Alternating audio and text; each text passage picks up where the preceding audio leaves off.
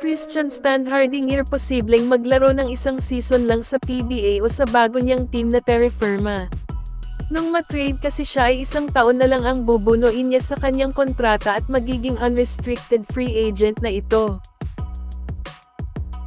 Malaki ang posibilidad na hindi na ito pipirma pa ng panibagong kontrata sa Terra Firma, o di kaya'y sa ibang team na ito pipirma, at pwede rin itong sa ibang bansa na maglalaro kung gugustuhin niya.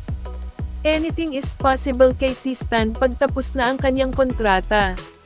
Balita ko ay interesado sa kanya ang Magnolia. At ito'y kaabang-abang.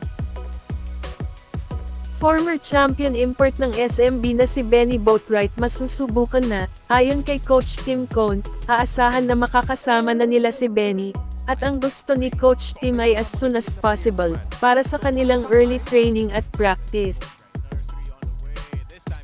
Ang paghahanda na kanilang gagawin ay para sa next window ng FIBA Asia Cup 2025 qualifiers, na magaganap ngayong November.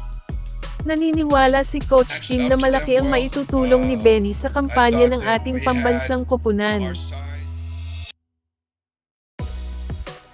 Tuloy-tuloy ang rebuilding ng Magnolia Hotshots.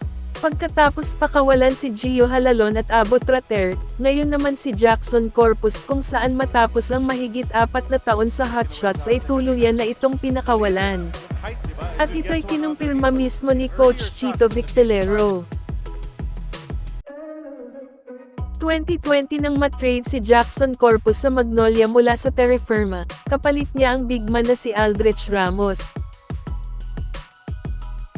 Nung hindi pa nalipat si Jackson Corpus sa Kamanokan ay umi-score din ito, siya ay nag-average ng 10 points, 5 rebounds, 1 assists per game, at may 23 minutes per game.